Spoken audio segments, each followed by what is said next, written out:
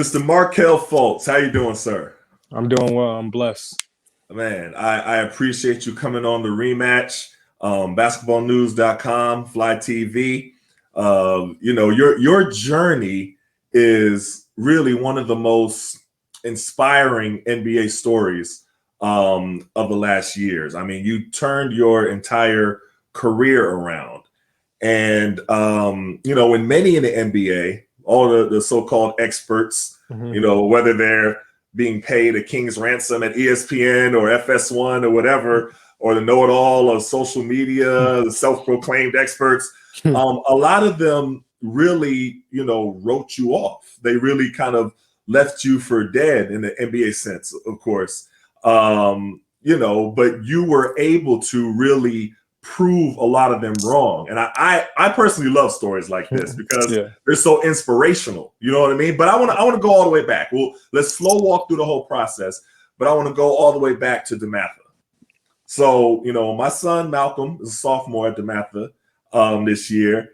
And, as I told you, he's a huge fan of yours. Yeah. All of his boys, teammates, you know what I mean? They just look up to you. Yeah. And so he's really one of the main people that have always wanted me to interview you. You know what I mean? Because he was like, you got to do his story. Like his story is inspirational for him. So let's talk about how it all started at DeMatha. Pretty much I started off going to DeMatha 9th grade year. I came in as a freshman, just coming into first time going to a private school, all boys school, and not really knowing what to expect. Just going in open-minded. Just wanted to put my best foot forward, both academically and on the court. I came in my freshman year. I tried out for freshman. I made freshman. So I actually played freshman my first year at DeMatha. And then going into my next year, kind of did a lot of workouts with varsity, kind of in JV, but mostly varsity. And I ended up trying for varsity, and I ended up getting cut. And I ended up getting moved down to JV for the year. And so stop there because that's a big part that you got cut. Your sophomore year, and of course, DeMatha is a special type of a program. You know what I mean? So, but still, you got cut. Your sophomore year. So at that point, talk about how disappointed, discouraged you were. I'm sure you had thoughts of transferring. What was all going through your mind? It was just tough. It was the first time I actually been cut. I think from a team. I've never been cut before. And then just all the work that I put in to try to make varsity and being put down on JV, it wasn't a disbelief in my talent. It was more so of a man, I feel like, should I be taking my talent somewhere else, or did I not do enough? Did I miss something? And I think at that moment, that was where I just buckled down and talking to my mom too. My mom's a strong woman who's has a big impact on my life. She just told me, when you start something, you got to finish it. So we're not going to transfer. You're going to work through it. And everything happens for a reason. So I just took that as a learning experience and really just grinded and used that to and every day in my workouts during practice, and also when I played games in JV, just to try to showcase my talent and in a sense almost prove the coaches and everybody who thought I wasn't supposed to be on varsity wrong. Not that they thought that I wasn't supposed to be there, but I took it as that and really just took it as every possession playing as hard as I could and competing as hard as I could just to try to prove everybody wrong. That's how I looked at it. And what a lot of people don't even know is I ended up getting moved up towards the end of the year just because I was playing so well, and I ended up getting moved up towards the end of the year playing varsity for a little bit before going into my junior year. How was your relationship with Coach Jones? My son's a big fan of his. How did he help you through this process? How did he talk to you when he decided not to put you on varsity sophomore year? What was the advice that he gave you? Yeah, I mean, it was just, continue to do what I'm doing, continue to grow as a player, and that it was a chance that I can get moved up during the year. So again, it was just my mindset of I just wanted to play at the end of the day. I just wanted to play basketball. And, in a certain sense, I would rather be playing JV and playing rather than, playing varsity and maybe not play that much. So it was a lot of stuff that went into it, but I didn't hold any grudges. I didn't think that it was anything at the time. And again, Coach had me in a lot of practices. He liked what I did. So again, it was just me showcasing my talent to make him feel a certain way to want to have to move me up, or make him, have to make a certain decision of, putting me on varsity. So our relationship grew as, the years went on. I've been going to his camp even before I was even in high school. So I knew kind of a lot about Coach Jones and the man he was and how he carried himself. So I was more so like, again, just a life lesson of just continuing to work and not, holding your head down and letting that change, what you want to do. So again, as I went into my junior year, again, our relationship grown, and I ended up winning player of the year my junior year, which was a big accomplishment, especially in the WCSC, which is one of the best conference in high school all around the world to me. And again, it just grew. And then going into my senior year, again, having another year there, just going out there and playing hard right before I went to college. I think from there on, our relationship grew a little bit more as I left school, just keeping in contact with all the guys that were in DeMatha, just supporting them.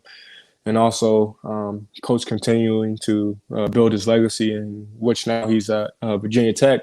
And he actually talks a lot with my mom, and I talk to him every once in a while. But, just all the opportunities that, it's made me where I am today, to have the mindset that I have starting all the way back in high school, with being cut and knowing that it's okay to necessarily fail. It's not a failure because you learn from it and you improve. So I don't want to call it a failure.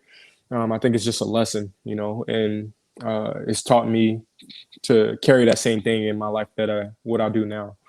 So one of the things that we're going to hear, like kind of a recurring theme of yours, even starting here, is being knocked down and then picking yourself back up. Yeah. And it's been happening through your entire career. And, I'm going to point out the times when that happened, because, it's inspirational for the younger generation who look up to you to be able to understand that, sometimes life is going to throw you some bumps in the road. It's not always just going to all go the way that you plan. You're going to get knocked down, and you're going to have to learn how to pick yourself up, dust yourself off, and push through. And that's really what your story is all about. I mean, coming back after being cut and then winning player of the year, that's a huge jump. Very, very huge. That's a huge jump. So you had to be dedicated, focused, re-energized, everything like that. Talk about the mental preparation that it takes to be able to overcome that. Because I'm sure people wanted you to transfer, people wanted you to quit, people wanted you all kind of different things. Absolutely. Talk about the mental preparation it took. I think my mental preparation in this and through my whole career, like in my whole life, it's just I love basketball so much that I never really cared about too much what other people had to say. I never really worried about what people thought about me. I was always worried about going out on the court and just being able to hoop and have fun. And I think that mental really helped me, just worried about that. The only thing that I would worry about was just going to do what I had to do on the court, working hard in the classroom, and just grinding. And again, just knowing that, every day is not going to be perfect, and knowing that in order to grow, you have to, go bumps and bruises. That's the only way you can really grow, not only by your mistakes, but you can learn through other people's mistakes. So I love the game so much that I just stayed in the gym. I stayed grinding. I stayed trying to make myself better. And I knew that I wasn't perfect. So I was okay with, making mistakes. I wasn't scared to fail to a certain extent. And mentally, it's just I think I get a lot of it from my mom. Again, her being a single mom and having to take care of, me and my sister. I never seen her down. I never seen her pouting, even though I know her, especially now being older, that there were times where it was tough and times where things wouldn't go, our way. But and one thing I always seen her do, I seen her work hard and have a smile on her face and treat people with respect. So that was just one thing, characteristics that I always carry with me, not only on the court, but off the court. That's great. That's great. So let's talk about your game a little bit. You have this kind of like a street ball, kind of back in the day, like an N1 mixtape, you know what I mean? Yeah. Where it's like a change of direction, a quick, you know what I mean? Where it's hard for people to stay in front of you, like a herky-jerky type. How did you develop that? It's actually funny, growing up, I watched a lot of N1. The Harlem Globetrotters. So I always used to love Hot Sauce, Professor, all these guys. And then also just watching NBA, seeing Brandon Roy, Jamal Crawford, guys that really have a lot of wiggle in their game. And it actually started off rough. When I was younger, I actually could shoot very well. And then, I always had big feet, so I was always tripping over my body. So I had to kind of learn how to control my body, even though I was falling. Okay. And it took a lot of work, just working on the basics of ball handling. And I kind of just mixing, a little bit of the and one into it. And I've learned that, my game is unorthodox. So it kind of throws people off. And like you said, herky jerky. So Right. sometimes it looks like I'm out of control, but I'm actually controlling my body. It's just the way I move, the way I flow. And it just came about like just a lot of time just in the gym. Sometimes I'm there messing around, playing horse, playing pick up with my guys, and I'm just trying stuff. And then it's other times where I work on certain movements so I can get it down to a T where I'm comfortable enough to do those in the game. Right. That's what's up. That's what's Yeah. up. So you were the consensus #1 pick. Mm-hmm. And I want you to walk me through the process because Philly traded up in order to get the pick. Yes. And then the Boston Celtics and the Lakers were the other two teams that were, in the mix. Did you have a preference, or did it not really matter? See, this is where it goes back to just the love of the game. Like, people always just ask me, I used to always get that in interviews, like, do you have a team you want to play for? And my biggest thing was, I just want to hoop. I just want to go out there and have fun. I feel like I'm the type of player that So I'm always a kid at heart that just loves hooping, and I felt like I'm very adaptable to any situation. I just feel like if I'm given the opportunity, I'm gonna do whatever I need to do for my team to win, and that's where I felt like what made me a valuable player, with also being able to score the ball I would, and also contribute on both ends of the floor. So I didn't really have a preference going into the NBA. I just wanted to be the #1 pick. That was my goal that I had when I was in high school and younger, and I felt like I worked extremely hard through college to pursue that. I wish I could have won more, but I knew I did everything, and my teammates, competed hard. We didn't go out there and try to lose games, so I wasn't really disappointed. I felt confidence in what I did, and the process was kind of crazy. I never knew, even though I was still mock draft sometimes #1. I never really took it as I'm the #1 pick until I heard my name called, because even in today's day, I realized that the NBA is a business, and you never know until you actually see it done, so you can get traded at any moment, all types of things. So even leading up to the draft, when I was in there, just anxious, waiting to hear my name. I know I hear I'm going to be first. I hear all the rumors, but again, I'm not trying to really sit into that. I'm trying to, live in the moment and really appreciate that. So just hearing my name called #1, it was just, a dream come true, and it still to this day hasn't hit me yet that I was the #1 pick. Because I still carry myself the same way. I treat people the same. I work as hard as I did before, and it's just a really dope thing, just to speak something into existence and put the work in, and then it actually comes true. I was more happy for my family than I was for myself. Right. That's great. You made a statement that you wanted to be Rookie of the Year. That was like a goal of yours, and that it's was it a lot of pressure? To put that, because sometimes when you make a statement like that, did it put a bullseye on you? Like, did it, or was you ready to live up to, the pressure, deal with the expectations, everything like that? Because that's where my confidence was. I believe I said I wanted to be Rookie of the Year and MVP, I seriously meant that. I believe if I was healthy my rookie year, that I could have had a good possibility of achieving all those. But again, that's just where my confidence level is, and that's how I carry myself. That's how much I believe in the work I put in. If you ask people growing up, I used to always tell people that I feel like I'm the best in the world. Not cockiness, but that I believe that I can compete with anybody. And that's just the way I carry myself. I come out with the edge that I believe that the work I put in will always show, and the God gifted talent that I have, will show too. So I think it just put a lot of spotlight on me, but it was nothing that was too much for me. I feel like I've been through almost everything in my life as far as pressure. And I feel like that's what makes me the player that I am. When pressure comes, I stay the same. I don't try, I don't try to speed up. I don't try to slow down. I just, I think that I refer to my habits, and I think that's what a lot of people don't understand, that your habits come out when you're under pressure. So I just try to, practice the right habits, so when that time comes, that it's the same thing. Now, to clear it up, there was never any beef between you and Lonzo Ball, or you trying to disrespect his game or anything like that, right?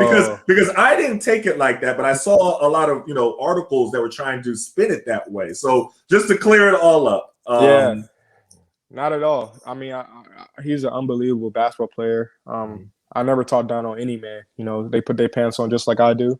But I definitely believe in my talents. Like again, that's what I'm supposed to say. You know, when I'm asked about another guy, you know, I'm not supposed to say another guy's better than me. But again, I have respect for everybody I play. I respect all men that I play against. But you know, again, I go back to believing in my abilities that I put in, and I believe that, you know, with the abilities that I have, that I can play better in certain situations. So.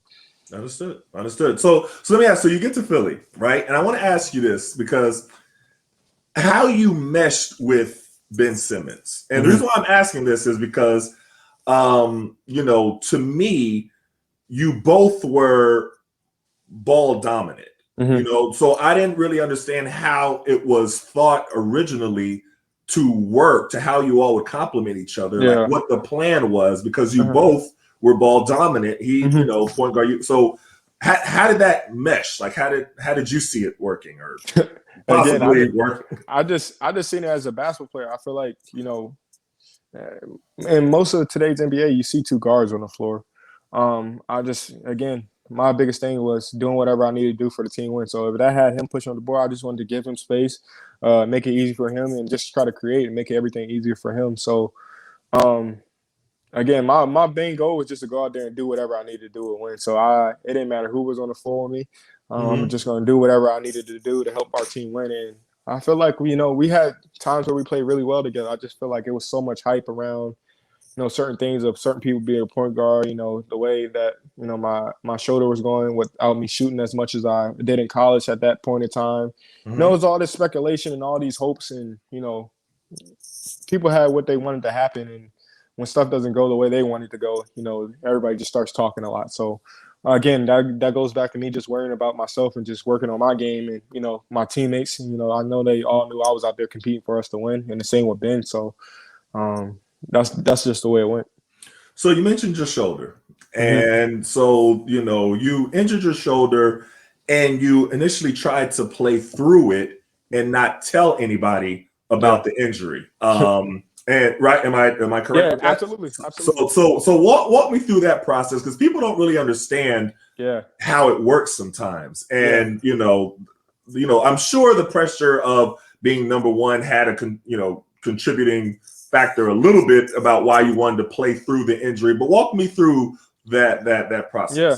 Well, a lot of people don't just know just my love for the game. You know, growing up in the area I grew up, you know, you have bumps and bruises. But that's where it becomes a business, and taking care of your body. And me being who I am, loving the game so much, I feel like, although my shoulder messed up, I feel like I can still contribute to the game and help my team win. So I wanted to go out there and just compete and have fun with the game. And also, it's my first year in the NBA, and I think that I did a poor job of communicating to my agent and my family what I was feeling, instead of just going out there and trying to compete without expressing what I was feeling. And all I was doing was making it worse. But when I realized that, you know, certain situations weren't going my way, I knew I had to speak up, and I had to do what's best for myself. And I think that was the toughest part about it, because I felt like I could still play and contribute to my team, but I wasn't myself. I wasn't 100%, and it wasn't what was best for the team. So I took that time to, you know, try to figure out what was going on, and I went to go see certain doctors, and started that rehab process then. But I think the biggest thing that I learned from that is just, you know, taking care of my body and communicating that, you know, what I feel to not only my agent, my family, but also trainers and stuff like that. So how long were you in pain before you told anybody? I actually, my shoulder had been starting like a little bit before training camp, in training camp. But me knowing me, I just thought it was from how much work I was putting in, from me shooting so much that, you know, my shoulder was just, you know, sore. So I'm trying to work through it. You know, I'm going in the gym shooting thousands of shots, making thousands of shots, you know, trying to shoot through it. And the whole time I'm just, you know, continuing to make it worse. But again, the mindset that I had, you know, I'm just trying to grind. I'm trying to continue to, you know, work through these issues, and not knowing that I'm making it worse. You know, again, I'm just kind of being young and being selfish, I would call it, in a sense, with not understanding my body. And I think that was a big part of it. And again, once I communicated, I started to get the help that I needed, and I started to work in rehab, and it started to get better. You mentioned you learned how to advocate Yes. for yourself. I want you to go a little more detail with that and speak up, because still a lot of people don't really understand how it works with team trainers and team Yeah. doctors, and how a Yeah. lot of times players have to speak up and advocate for themselves. Just go into a little bit more detail about that for me. Yeah. And there's no shade on any team or anything like Mm-hmm. that, but it's a business at the end of the day, and sometimes again, it's a long season, so you have bumps and bruises, and sometimes some people play through it, and some people don't.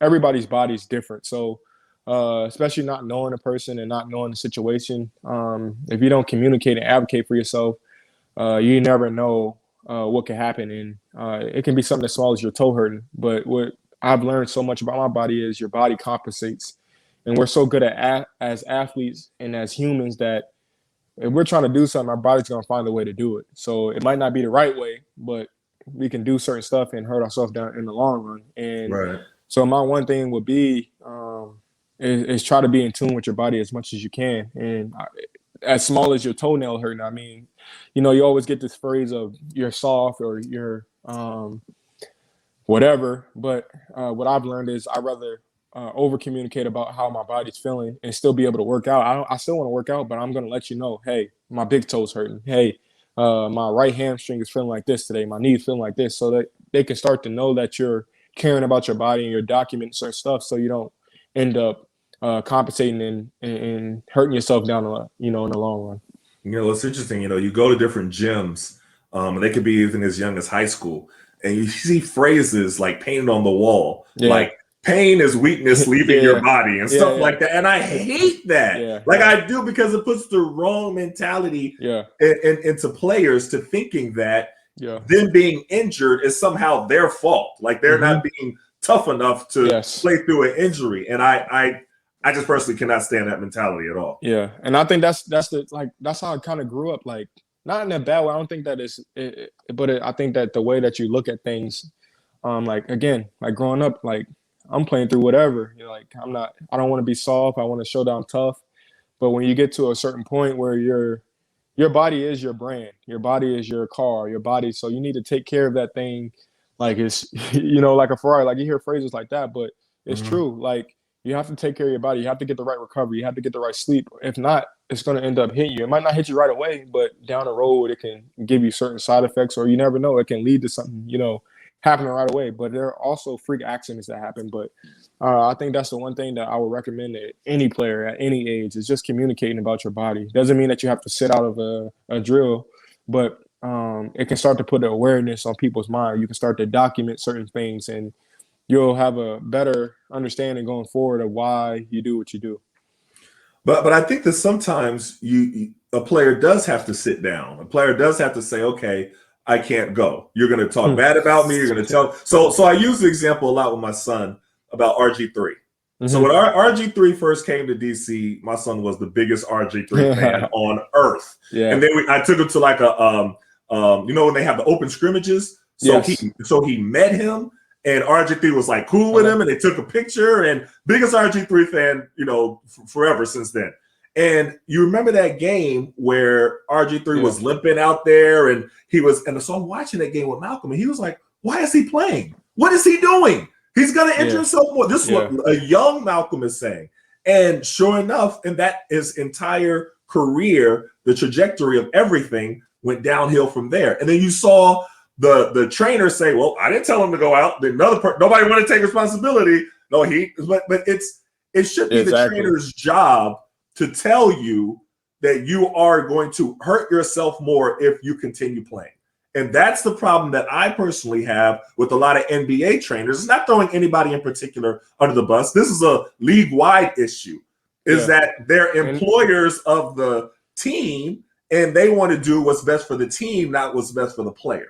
Exactly, and that's where it comes back to a relationship. So you have to have the certain people in your corner that's going to always keep it real with you, because at the end of the day, like I said, your body's your brand, and it's about the longevity. Like, it's different if it's game 7, in the playoffs or championship, and you're, sacrificing for that. But, early in the year or certain times in the year, what I've also learned is rest is a big part of, recovery and getting the right amount of rest. Like, some days you got to go hard, and some days you have to, not do anything at all. I mean, you can do some light stuff, but I think that's like you hit it right on the head. Like, you know, some people mind is set for the team. Not everybody has the best interest in yourself. You have the best interest in yourself.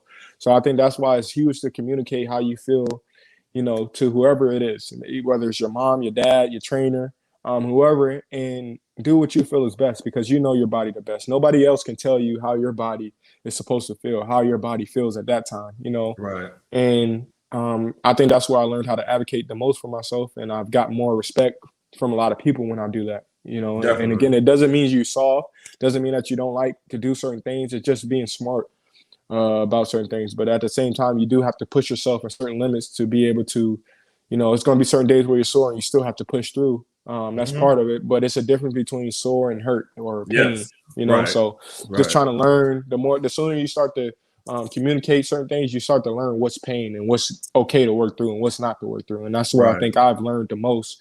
I've learned how to identify what's going on in my body and understand, you know, what I need to do to make that feel better, or if I need to take rest, or if I need to go get treatment, you know. So yeah, I mean, like I always heard the saying that there's a difference between being injured and hurting. yes. So sometimes you're gonna have to play through being hurting. That's just part of being an athlete. But Exactly. being injured, you need to It's a sit different down. story. You know what I Exactly. mean? That's totally Exactly. different. Yep. Yeah, you know, I want to add a few specifics. I remember seeing some videos of you, watching you play, and seeing your different routines on the free throw line. And I just wanted to ask what was that with when you was trying to push through it? Was it part of the rehab? So there was one where you would kind of pat the ball like this and then shoot it, and then there was somewhere you would go up and it would be kind of like a hitch kind of. Like what was going on with those? So what a lot of people don't know is what TOS is. It's a nerve. It's like when your nerves are getting pressured on, and you start to lose feeling in your hand, certain thing like that. So at the time when I was playing, I still had TOS. I wasn't diagnosed with TOS. I still was working through certain shoulder stuff. But again, my love for the game, you know, I still wanted to be out there. And when I would do the double, so TOS, let me just say, is thoracic outlet syndrome. Okay, yes. all right. And TOS is another thing people don't know. TOS is not diagnosed through an MRI, CAT scan. It's very hard to diagnose TOS, which is, you know, a big part of why, you know, in the beginning I kind of thought that nothing was going on, and I just thought it was my shoulder because when I got MRIs and I got the, you know, scans, I didn't see anything that was going on. But I had to continue to. I know my body. You know, I know how to. I went from shooting 40% in college to come to the NBA. It's so funny. People like, he changed his shot. Like, what would I change my shot for? There's no reason. So that was one of the funniest things that I heard. And then I used to hear all these rumors about motorcycle, but that's another. Man, there's so many different rumors, and I'm gonna ask you about that with me because they got the story wrong so many times. Like I heard so many different stories, and that's what was the funniest thing because.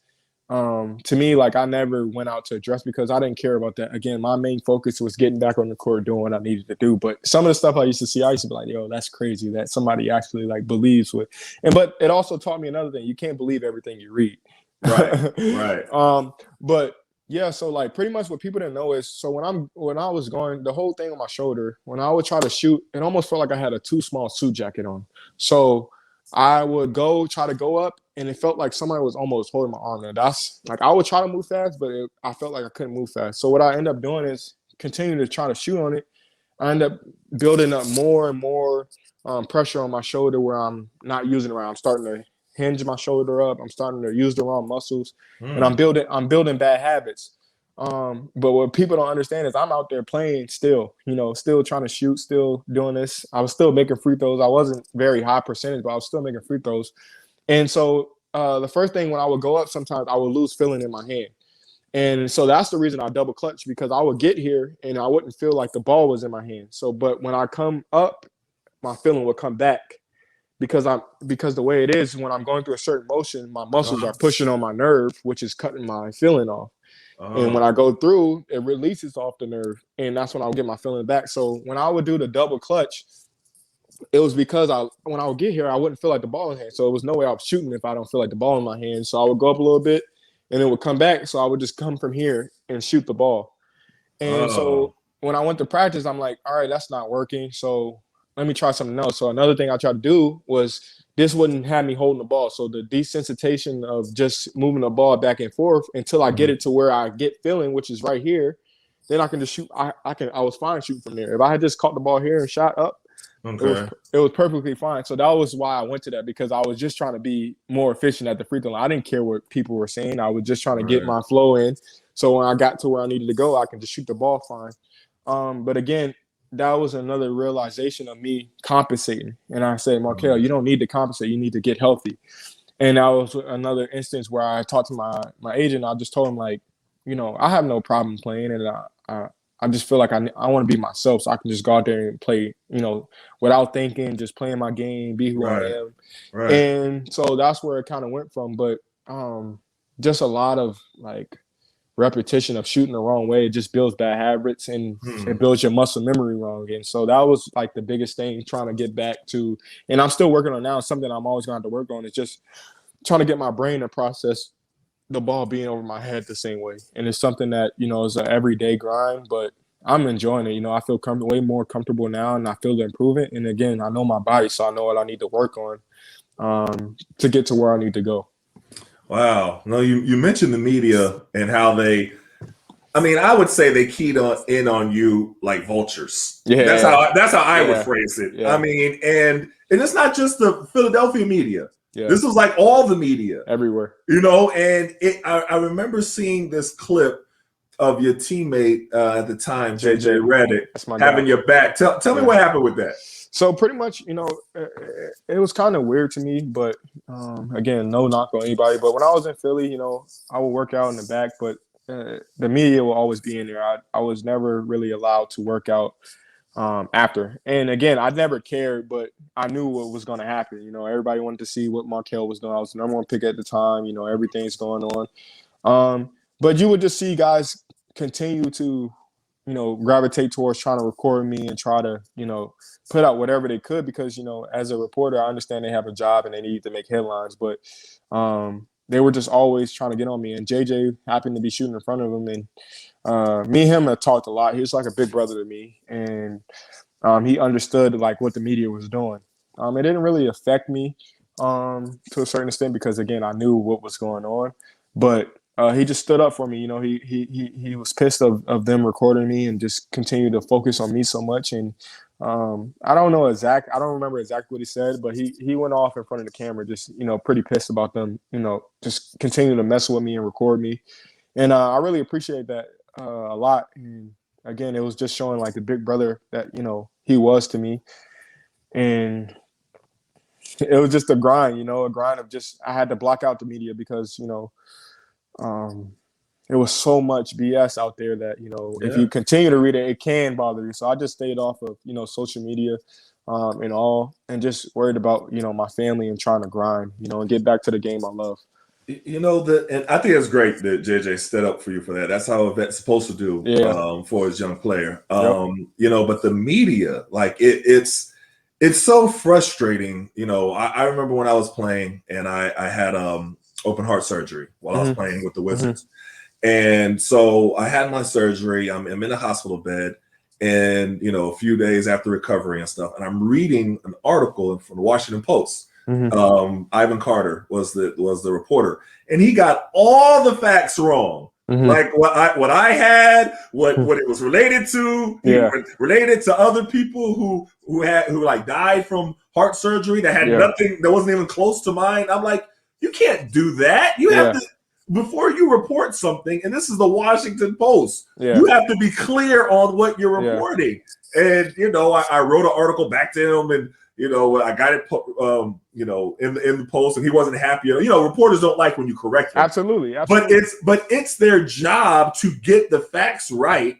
I know they want to be first in breaking news. And, you know, this is nothing, you know, I'm not calling Ivan Carter out. This is a bigger issue with all of the media.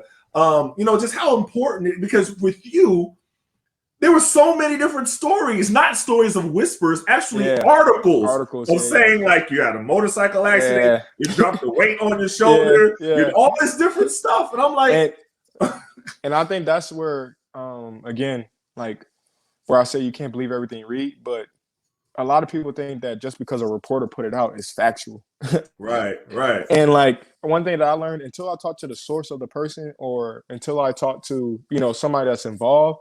And even then, I can read something, but I don't know how true it is. I can take it and read it, but I'm not going to judge a person or assume something about a person just because either somebody read something to me or I read something about somebody. Until I meet that person and interact and ask them, I'm not gonna. That's just how I am. But a lot of people just take off again what they read. They think that just because a reporter wrote it, that it means it's factual. But I think that's a big issue. But again, that's what their job is. Their job is to make people click on their link and try. And that's what makes it tough. But at the same time, that's where I'll just try to focus on what I can control, and just try to keep my same character, be the same person that I'll always be, and let my game do the talking.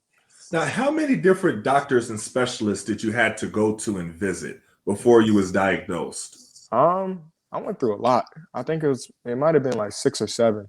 Wow. Again, I think that I was going to certain doctors, and again, it was MRIs. But I did start to figure out more and more from each doctor I went to. Okay. And they were leading us in the right direction. But I think that's where the patients came in. I think that was probably the hardest part, is trying to diagnose my injury, because for me, the mental of knowing that something's wrong with my body, but I'm going to the so-called people who are the specialists and doctors, but everybody specializes in something else. And they're saying like, yeah, there is something, but it's not, this, it's not that, and me just like, all right, it's not this. All right, I'm gonna go to, work out the next day and just grind and try to figure out, trial and error in some things. But when I finally went to the certain doctor that diagnosed me, he was just expressing certain things, and it was exactly what I was feeling. He didn't even mention anything. Like, we were just like, do you get this when you do this? And I'm like, man, that's exactly what happens when I get this. Okay. And that's when the first time I had the aha moment, like I believe that this is it. And we did certain tests, and it added up to, what TOS is. And what a lot of people don't know is there's 2 options to TOS. You can get surgery or you can do rehab. When you get surgery, they remove your first rib. They remove your first rib? Remove your first rib, because most of the time it's pressure on the nerve. So when you remove the first rib, it gives you more space for those nerves to be released and decompressed. But I had little success with rehab already. But when I had went back to playing, I didn't keep up with my rehab, and it started to progress backwards again. So I wanted to try, doing rehab, and rehab was successful. The only thing that about, nerve is there is no time period on when a nerve heals. So that's probably the toughest thing, like knowing that I'm going to have an everyday grind of some days I might feel good, some days I don't. But I understand that, and I understand what I need to do. But again, the toughest part probably of that whole thing was trying to figure out what was going on, because I knew something was wrong. Just happened to go to the right person to figure it out.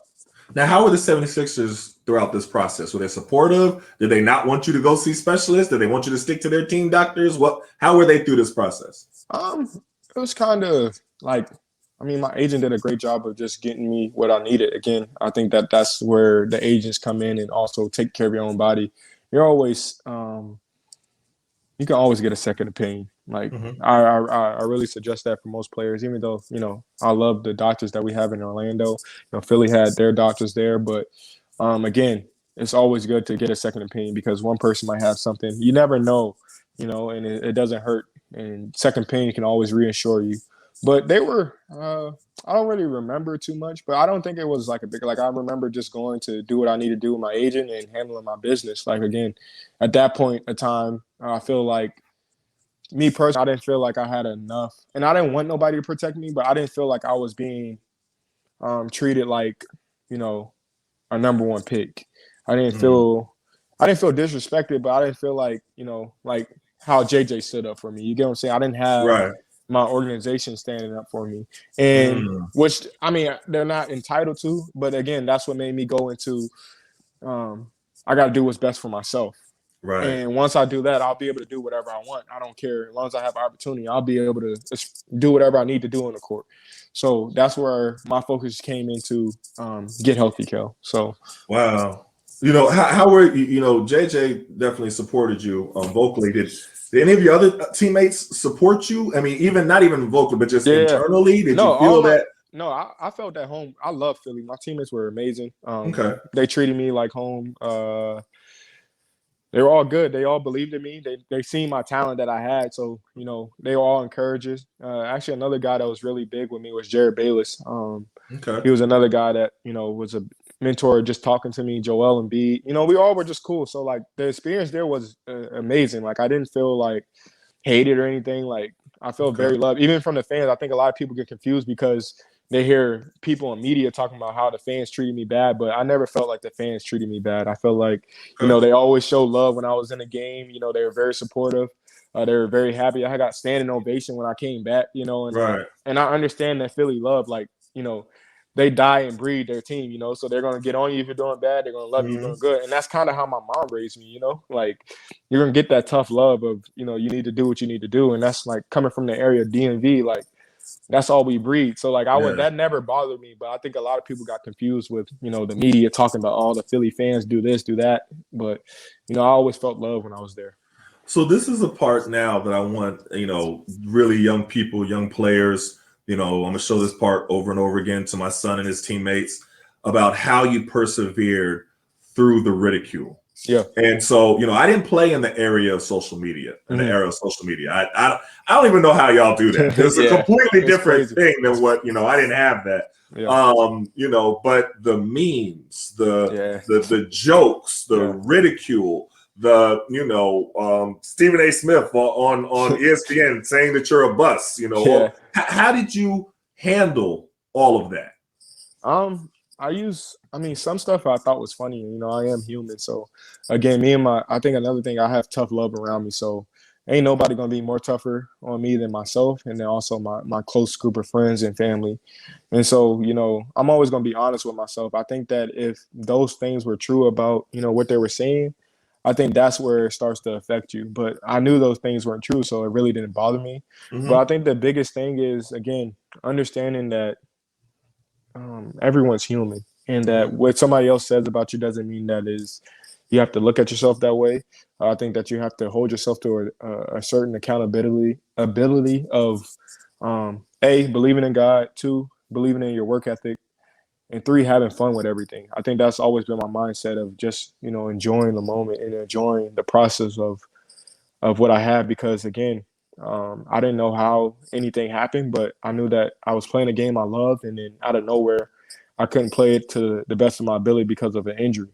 And so I learned to have an appreciation for every time that I went to work out, every time that I stepped on the floor.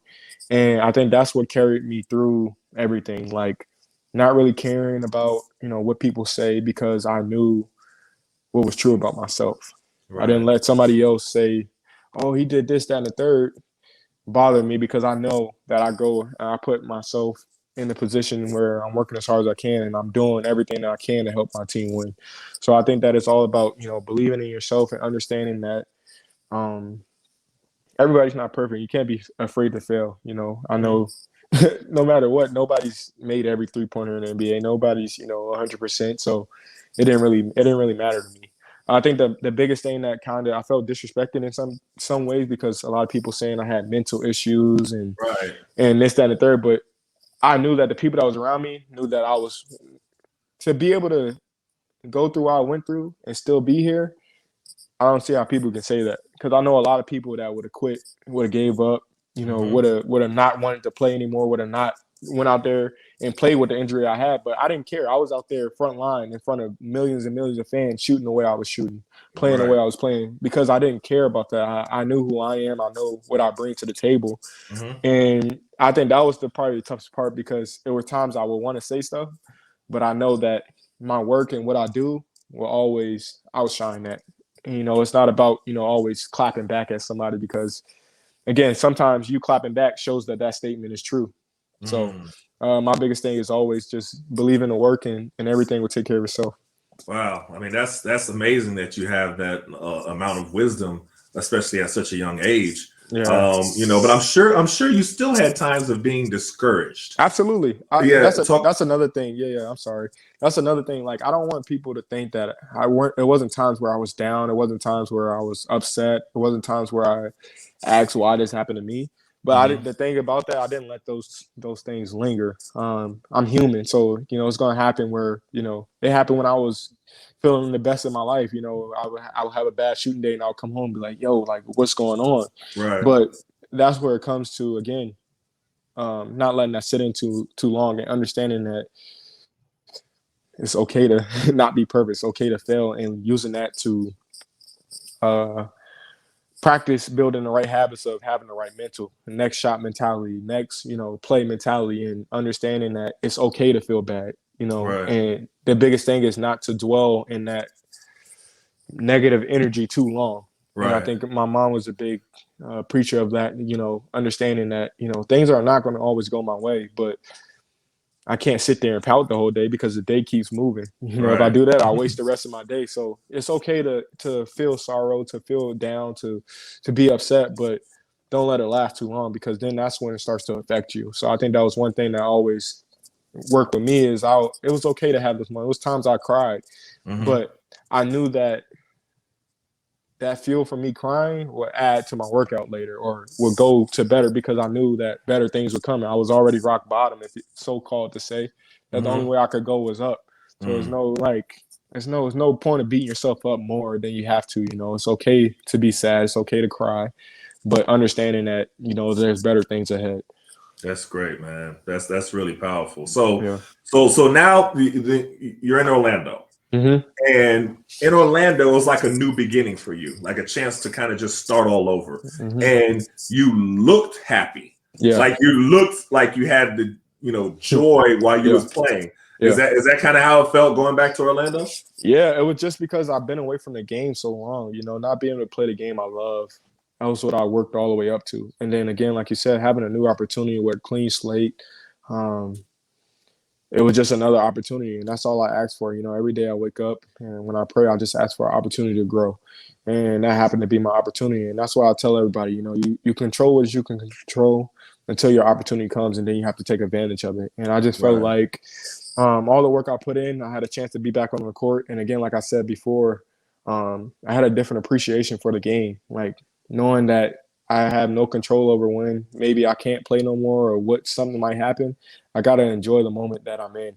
And that's when I started to realize, like, Kel, go out here, have fun, compete, but enjoy it. Enjoy it. And that's what I carry that to this day, like just enjoying every moment. Every day I step on the court, every time I wake up, it's a blessing. So I just try to enjoy it and make the best out of it. In your first season in Orlando, you played 72 games. Yeah. You put up 12 points, 3 rebounds, a team leading 5 assists per game.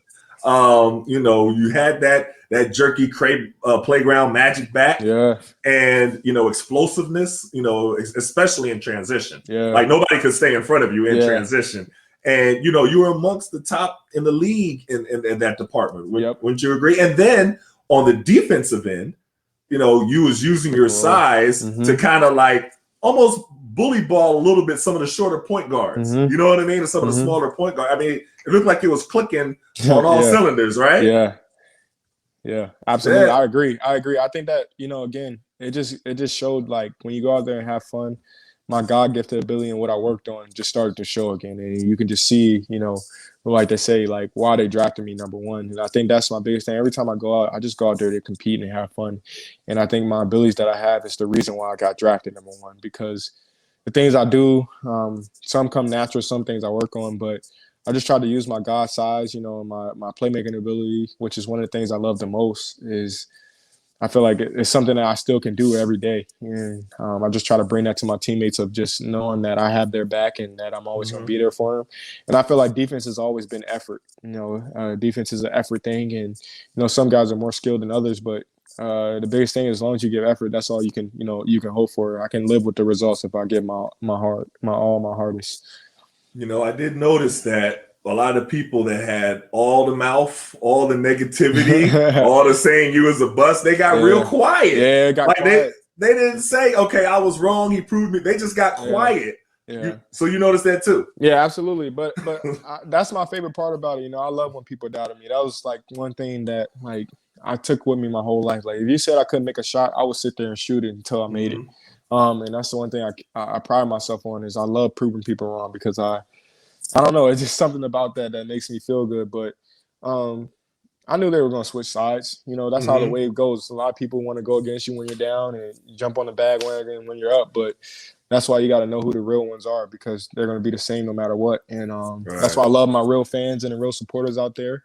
And all the other people, you know, I have no hard feelings, but, you know, that's why I do what I do, just to prove to you that, you know, I'm the caliber player that I am.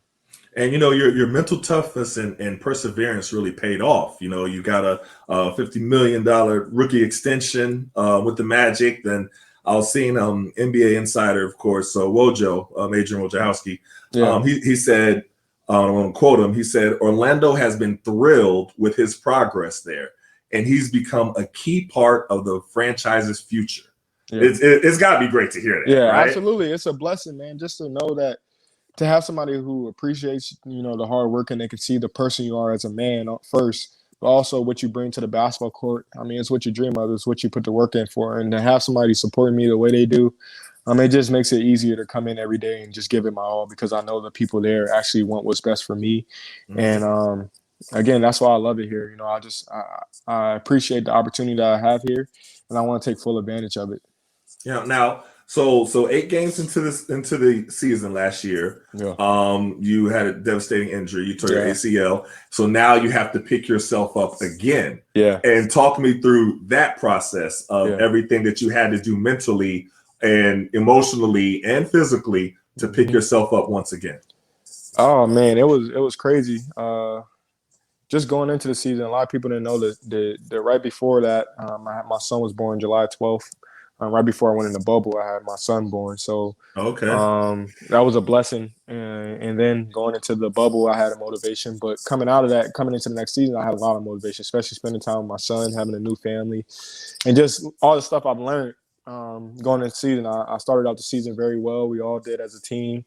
And just going into that game, you know, when I made the move and I felt my knee do what it did, at first, I didn't think that it was an ACL, but I knew it was something. But I was already mentally prepared for the worst. I wasn't like sad. I was pissed off a little bit because I wanted to play, but I understood that everything happens for a reason. You know, I just literally signed my extension. I want to say the day before I got hurt. Oh, I didn't know it was that soon. Yeah, that close. It was either a day or 2 days right before I got hurt. And so, again, that just showed me that everything happens for a reason. God knows what he's doing. And I had a newborn. So if I was playing this season, I probably wouldn't have been able to spend as much time as I would have being hurt with my son. And also being through my shoulder, I knew that the knee wasn't nothing. I know that they have a timeline of, you know, things you need to do. And then also having J.I. on my team who's towards ACL, I've seen the progression of, you know, that he's made and how good he's looked.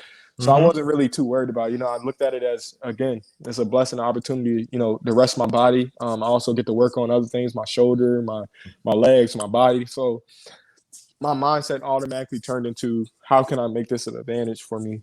And that's exactly what I did. I started getting in shape. I started working on my core. I started, you know, having time to do stuff that I never had time to do before because I was so busy doing practice. And now I have to go to get treatment and go home and then come back. But now I had longer days where I could actually work on, you know, everything. I could communicate. All right, I want to work on my ankles. I want to work on my calves. I want to work on, and it was truly a blessing. So going into that injury, my mindset was just, you know, it's going to be a long process, but never look too far ahead. Again, it helped me realize that step by step, you can't go to the staircase and just automatically look at the top. You got to take it one step at a time.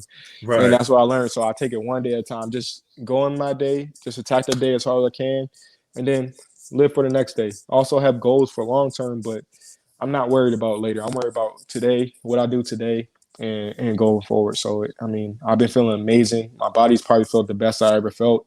I've had time to spend time with my family, also spend time with my teammates, just supporting them and helping them and seeing the game from a different angle. So this has all been a blessing. I'm feeling really, really good.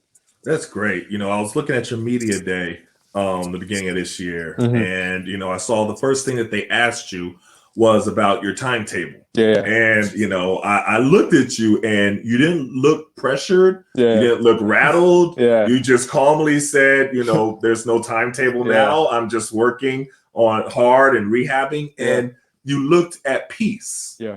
And, you know, I just want you to talk a little bit about, you know, what it takes to get to that place where you're at peace and you're not, because this is really for younger players. Yeah. Everything about you, players younger are going to be watching to see, because they're going to come through some adversity. Yes. Things are going to happen. So seeing how you handled everything is really inspirational to, and giving them the blueprint of how to be able to pull themselves out of it. So I can't say enough how much respect I have for you for that. But how did you come to that level of peace? One, just knowing my body. I think this came with advocating for myself, understanding that I know my body well and that I don't want to rush anything. That's the biggest thing. I think in the beginning, I started to try to rush things, and I understood that, you can't rush, you can't rush greatness, and you can't rush the process.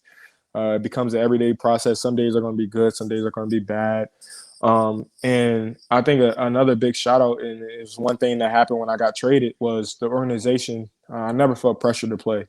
The organization, the biggest thing was, we want you to be 100%. We want you to, feel good, and it's going to be a two-way street of when you go back on court, what you expressing to us that you feel good, and also when we do the right test that we feel like you need to do, that's when you go back out. But it's a two-way thing. It's not going to be just, oh, we want you to go out there and you got to go.